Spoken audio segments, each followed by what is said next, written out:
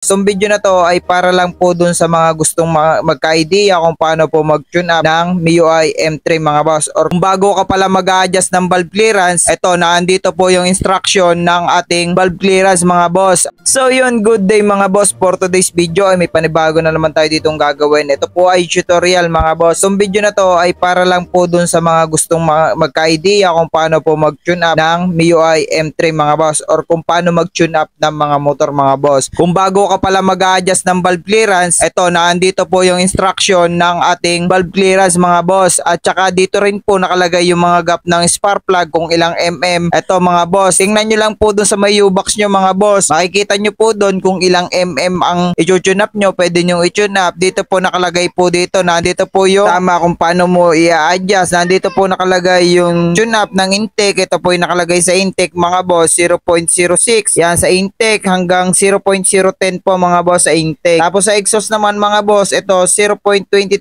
hanggang 0.27 mga boss Pero ang ginagawa ko lang dito mga boss sa exhaust ay ginagawa ko lang siyang 0.23 at tapos naman dito sa may intake ay ginagawa ko siyang 0.10 mga boss. So ayun po yung tamang valve clearance, hindi po siya pwedeng bumaba yung intake niya kasi pag yan ay nawala sa tamang valve clearance, ayan po ay hindi po siya aandar. At once na pag hindi niya po siya naisunod yung 0.10 sa intake, ay maaari po siyang magloloko po yung minor niya. So wala po siya sa tamang minor. So ito naman po mga boss, ngayon i-tune up na natin. Ito may gagamit tayo dito ng pillar gauge at saka yung gagamit lang tayo ng 8mm at saka yung ating pangontra na sa ating tappet screw mga boss. So hahanapin ko lang dito yung 0.10 at saka 0.20 kasi ito wala naman po tong 0.23.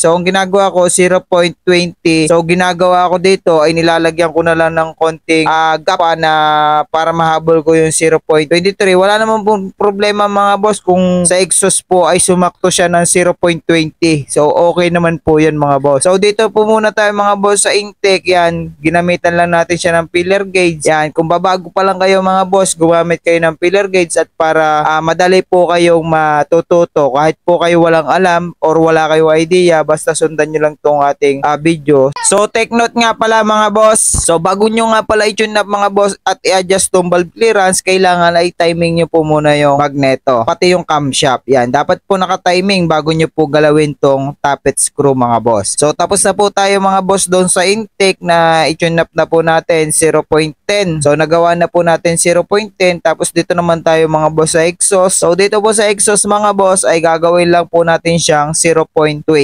kasi wala po itong pillar gauge ko ng 0.23 mga boss. So okay lang naman po hanggang 0.20 mga boss. Wala naman pong problema yan. Kahit bumaba pa kayo ng 0.18, 0.19 mga boss, okay lang po yan. So ayan mga boss, sinun up na po natin. So gagalawin ko lang dito mga boss yung pillar gauge. So kakapain ko lang. So okay na naman po siya mga boss. So goods na po. So ganun lang po kadali mga boss mag-tune up. Sana may natutunan kayo sa ating tutorial at sana nakapulot kayo dito ng kaalaman mga boss. So bago po ang lahat mga boss, kung bago pa lang kayo sa aking channel, paki-like and subscribe naman po ng aking YouTube channel at paki-follow na rin po ako sa aking FB page mga boss. So yun lang mga boss, maraming pong salamat sa inyong lahat. God bless sa inyong lahat mga boss.